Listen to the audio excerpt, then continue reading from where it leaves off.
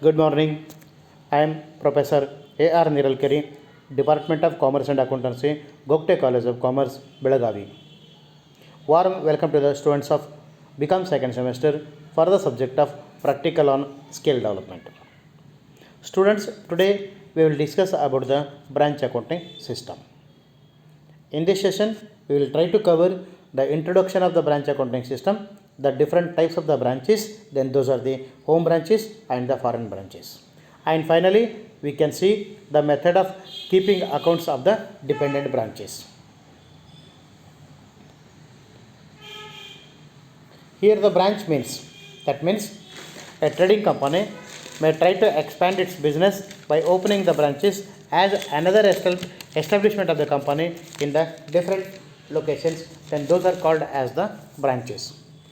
Where an organization intends to expand its present business, it has to open a new branches in the different places under the control of the head office, then those are called as the branches. With a view to increase sales, some of the business concerns open their new shops, open their own shops in the different parts of the same city or in the same country or even in the out of the country. Then these shops are called the branches, and the main concern which is having the such branches is known as the head office. Let us see the types of the branches. On the basis of the location, mainly we can bifurcate the two branches. One is the home branches and another one is the foreign branches. The branches which are established within the country, then those are called as the home branches. The branches established out of the country, then those are called as the foreign branches. Then on the basis of the control of the head office, on the basis of the control, again the home branches can be classified into the two groups. The one is the dependent branches and another one is the independent branches.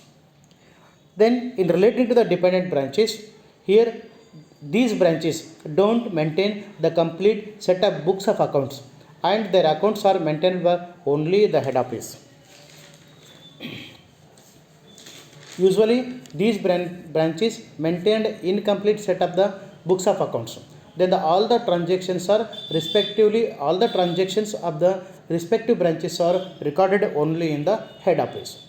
So these branches are completely depends on the HO for the results. Here the branch account is prepared in the head office. And commonly these branches are having mainly two accounts. One is the branch account and another one is the stock book, and finally it is having the cash account. Then independent branches then keep the complete set of the books of accounts and independently handling. Again we can see the various types of the branches. That means the branch selling the goods only for cash, the selling the goods both for cash and the credit, and the goods invoiced to the branch at the higher price. That means on the basis of the accounting system, the branches may be again classified like this. That is where the branch sells goods supplied by head office only for cash. That is, on the basis of the accounting system, the branches may be again classified as follows.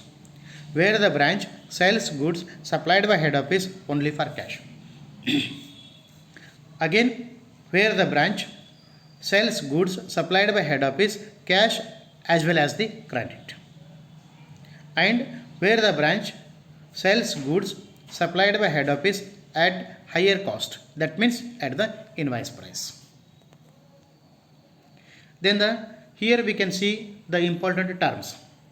Inter-branch transactions means when a branch sends goods or send the cash to the another branch, it is called as the inter-branch transactions. The accounting treatment, the best way to deal with the inter-branch transactions is to record these transactions by the concerned branches through the head office only. Then the goods in transit means when the goods sent by the head office are not received by the branch, that means when the goods sent by the head office, then those goods are not received by the branch till the date of the closing of books of accounts, then those goods are called as the goods in transit. The same case, cash in transit means it is quite common that the head office and the branches send the cash to each other at the regular intervals. Then now we can see the main aspect, that is the methods of keeping accounts relating to the dependent branches.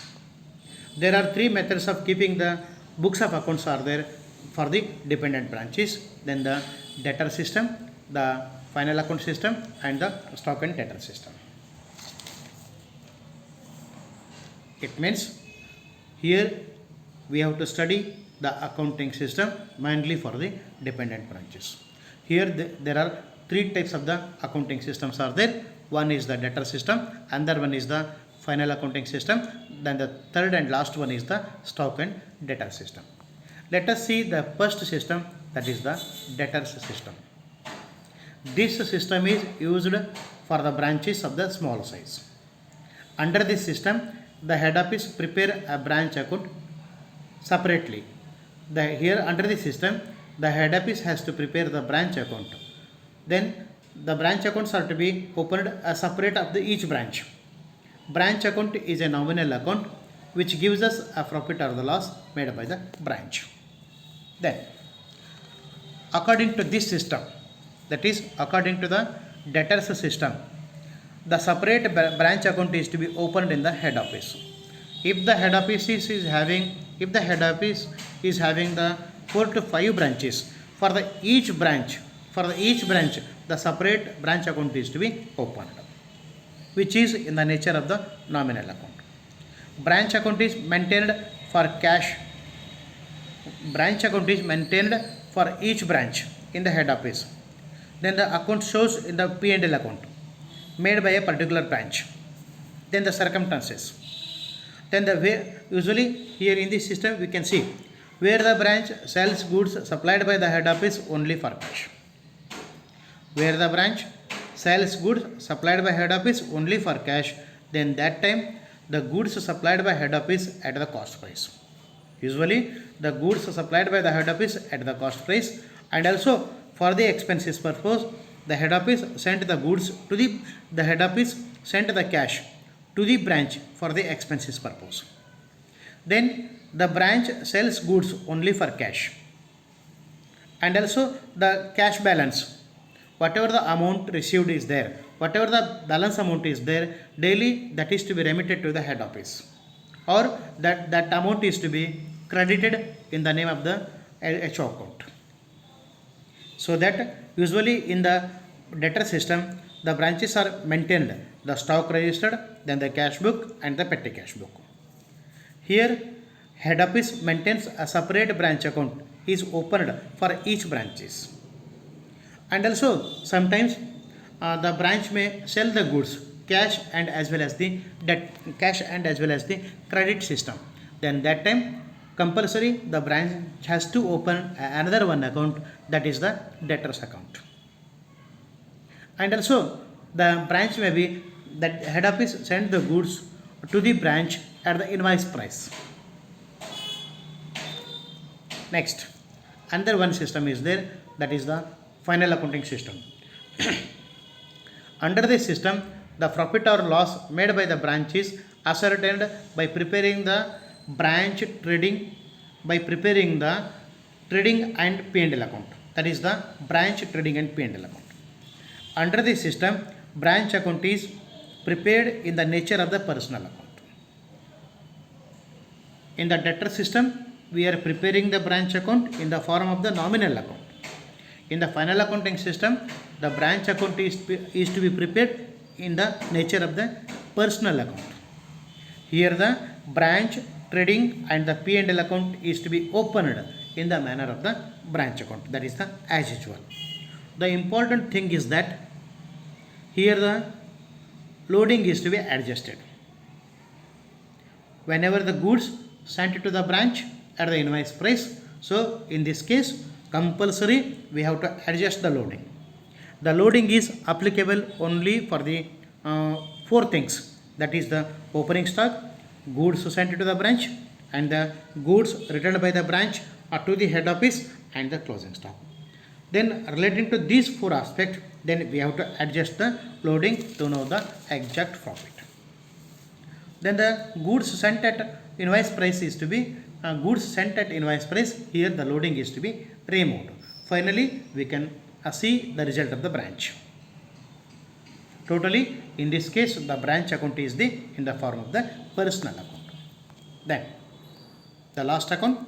Then we can see the stock and debtor system account. In this system, the main account to be kept. In this system, the main account to be kept is the branch account to ascertain the profit and loss made by the branch. There is another method is known as the stock and debtor system. That means this is the another alternative method, that is the stock and debtor system. Here the P&L account is to be opened in the hands of the branch only. The profit and loss account, the trading and P&L account, the profit and loss account is to be opened in the level of the branch. Then usually this system is applicable, that is whenever the head office instructed to sell whenever the head office gives the instruction to the branches to sell the goods at the same price fixed by the head office. That is well in advance, while sending the goods, while consignment of the goods, the branch has given the clear instructions to sell the goods at a particular price. Then in this system, that is in the stock and debtor system, usually these accounts are to be opened, that is the branch stock account, branch debtors account, branch expenses account, branch adjustment account, and finally we have to open the goods sent to the branch account. So these are the systems, these are the accounting system in the books of the branch. In the next video we can try to see the next aspect, that is the how the accounts are to be maintained in the system of the hire purchase. Thank you, one and all.